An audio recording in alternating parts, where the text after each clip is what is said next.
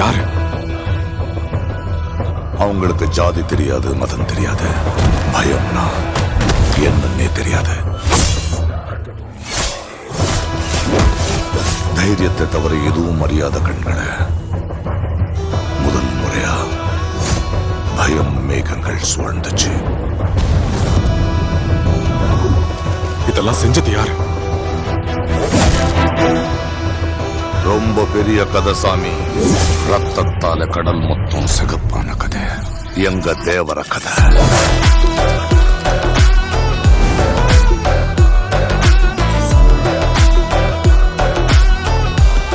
மனுஷனுக்கு வாடுற அளவுக்கு தைரியம் இருந்தா போதும், கோடுற அளவுக்கு தேவையில்லை.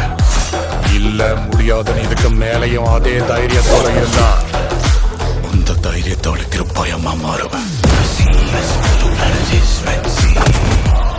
நீ இருக்கிற வரைக்கும் இந்த மலை மேல நீ சொல்றதுதான் வாக்கு தேவரா.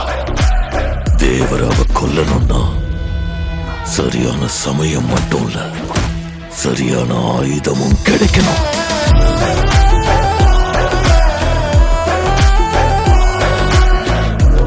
எப்ப பாரு சின்ன பிள்ளையாட்டும் பயந்துகிட்டு அவன் எப்படி கட்டுக்க? போட்டியில கலந்துக்க போறியா என்ன? என்ன பேசுற நீ? கொண்டு போடுவாங்க என்ன? அவனுக்கு அவங்க அப்பா உருவம் வந்திருக்கே தவிர அவர் வீரம் வரல. வேலைக்காக போயிருந்தா வேலை முடிஞ்ச உடனே திரும்பி வந்திருப்பான். முரட்டு புடிவானத்துல போயிருக்கா அவனோட பையன்.